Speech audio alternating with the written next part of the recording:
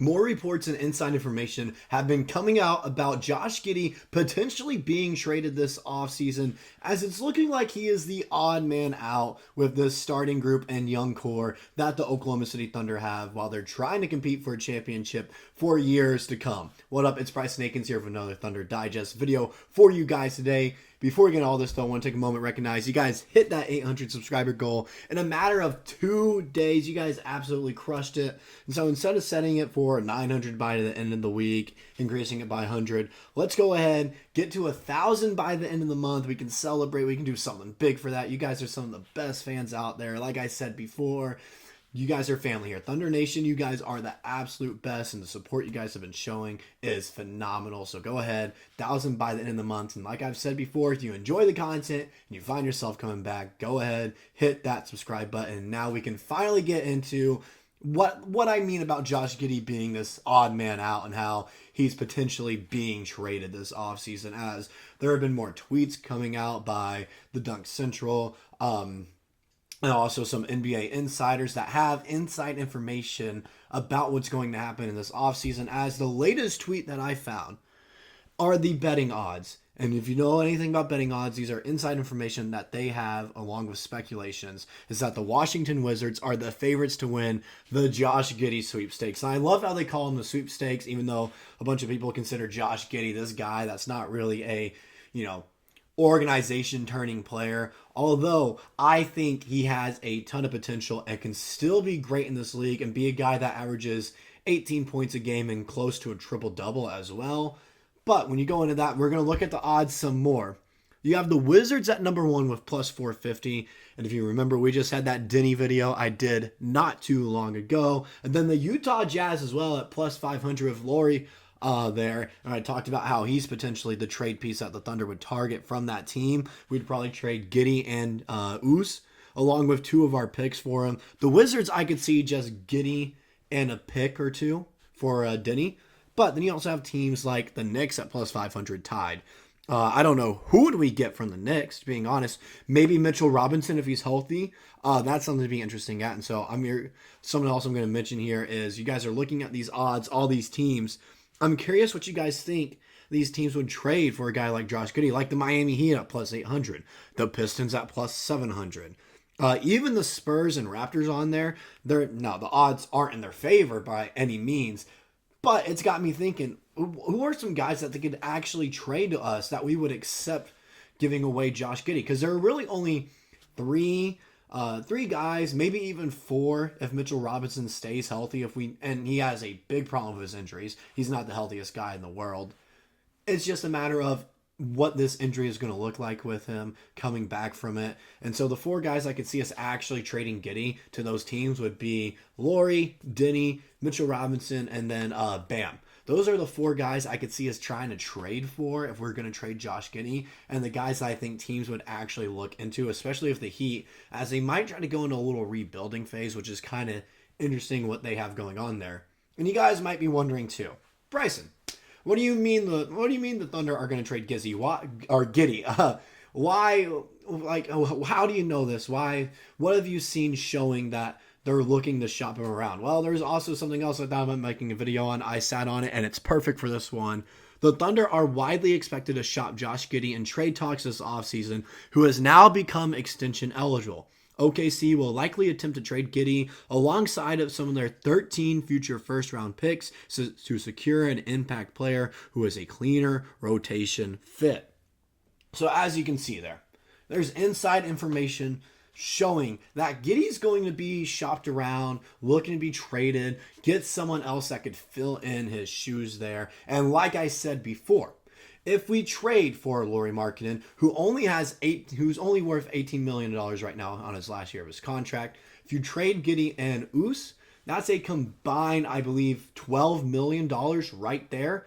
We just have to pay him $5 million right there. That leaves us, I believe, anywhere from $25 to $28 million in cap space to go get another guy. And like I mentioned in the video yesterday, the video I published last time about Monk, it could be that perfect situation there. He can fill in and take over that role for Giddey, or potentially be the 6th man for us on this team. But there's also a silver lining to this. Like I said before, I think Giddey has a ton of potential, and I would hate to see him go, especially after his end-of-season interview and press conference that he had about how he had a tough time this season. I know everyone knows what he was going through. We're not going to talk about it. Everyone knows what it is.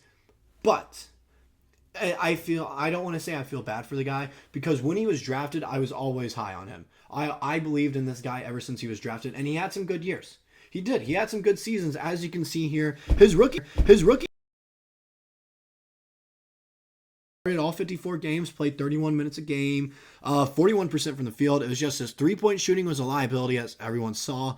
But averaging 12, 8, and 6 a game with almost a steal a game right there.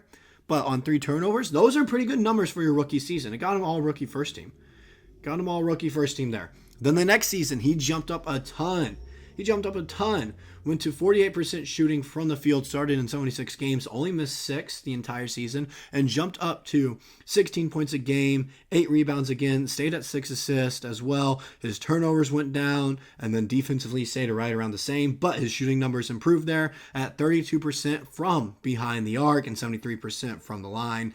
And then this past season, he jumped down in points again. Some of that is expected, though, with the addition of Chet on the team finally, him actually playing. So Josh Giddey was never the second or third option like he was the past 2 seasons, his first 2 seasons here, but he started in 80 games, and of course he didn't really have a great start to the season either, as we know what was going on. However, his 3-point numbers went up, his shooting percentage there, his free throw numbers went up, and then rebounding and assists, they went down just slightly, not by much though. His turnovers went down as well.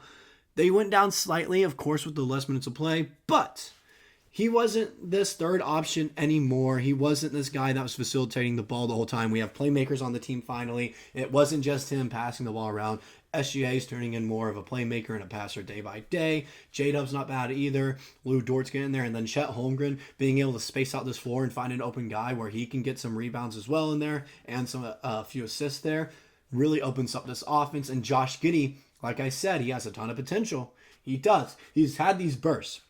Where he can be this guy when you look at these stats here.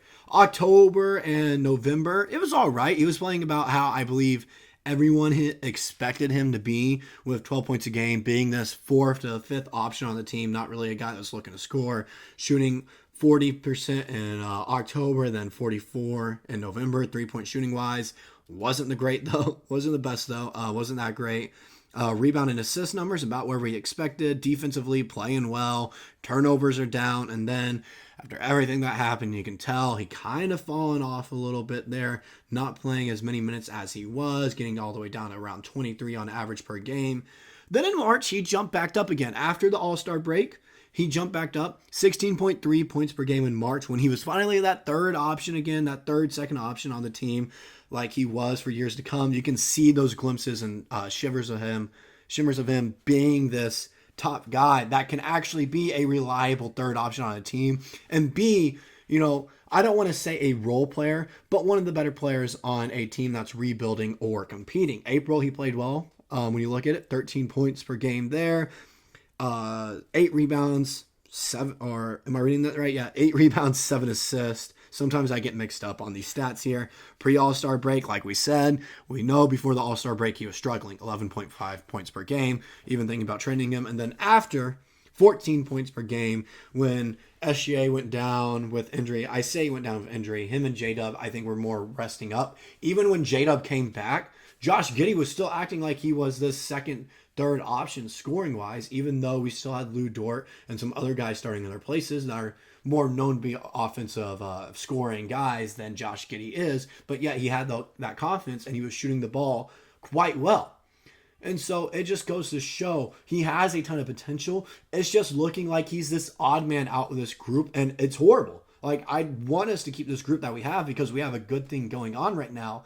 However, like I said before, he's not really like, when we get to contract talks, we're trying to keep Chet, J-Dub, SGA, our top 3 guys, Lou Dort as well, those 4 guys years to come. It just comes down to the point where you have to make a choice. Do you want to keep Josh Giddey and then potentially lose one of those other guys? Or would you like to keep those 4 guys and then lose Josh Giddey and then try to build around them, build a roster around them? And so it just comes down to kind of that standpoint. And then ultimately, I believe the decision will be, okay, he's going to expect a good amount of money because he has potential. He'd probably expect anywhere from 20 to $25 million a year, and we just don't have the kind of money to afford and spend on him, especially if we're trying to keep Chet, J-Dub after their once their contract eligible for extension, trying to keep SGA, trying to keep him as long as possible. Some of our other bench guys as well that are key players in this group. So it just comes down to ultimately Giddey is probably going to have to go just because expenses wise and play wise, he just is the odd man out here. But I'm interested in what you guys think, like who we're going to trade Giddey for. And this is also just it's potential. We're shopping around. Nothing set in stone he's being traded. But shopping around, who do you guys think he would be traded for? And who do you think would be the best fit for a trade to come onto this team? But that's all I got for this video, and I'll see you guys in the next one.